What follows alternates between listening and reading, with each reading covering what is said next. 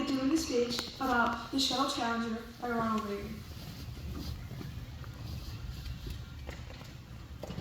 Ladies and gentlemen, I plan to speak to you tonight to report on the State of the Union. But the events of earlier today have led me to change those plans.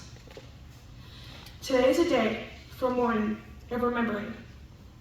Nancy and I are pained to the core by this tragedy of the Shuttle Challenger. We know we share this pain with other people of our country. This is truly a national loss.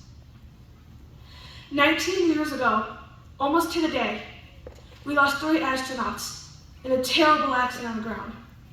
But we've never lost an astronaut in flight. We've never had a tragedy like this.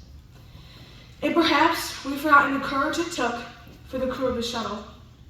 But they, the Challenger 7, were aware of the dangers, but overcame them and did their jobs brilliantly.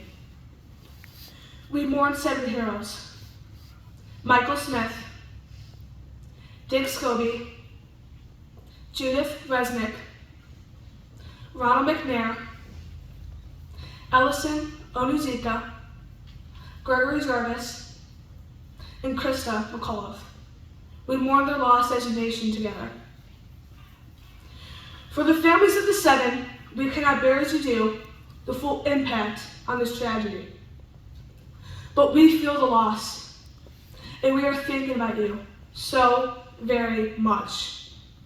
Your loved ones were daring and brave. They had that special grace, that special spirit that says, give me a challenge and I will meet it with joy.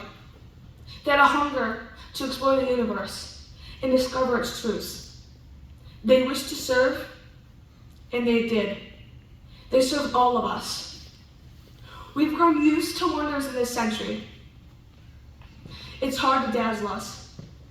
But for 25 years, the United States program has been doing just that. We've grown used to the idea of space. And perhaps we've forgotten that we've only just begun. We're still pioneers.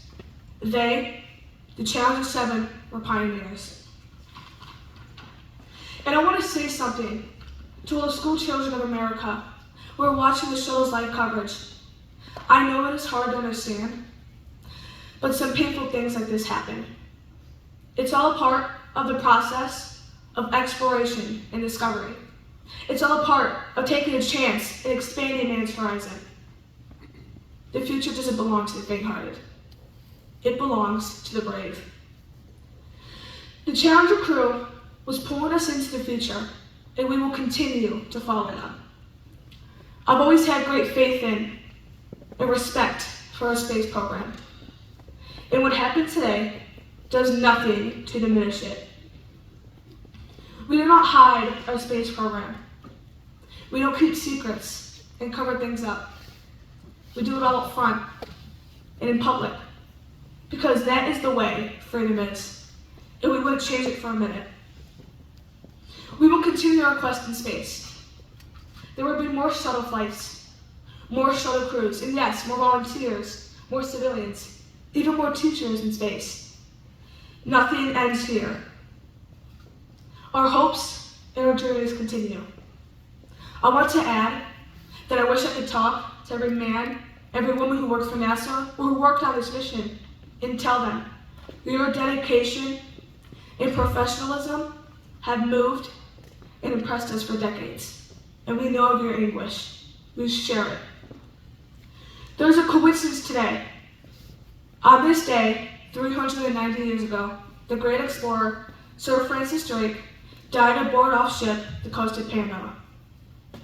In his lifetime, the great frontiers were the oceans, and a historian later said, he lived by the sea, died on it, and was buried in it.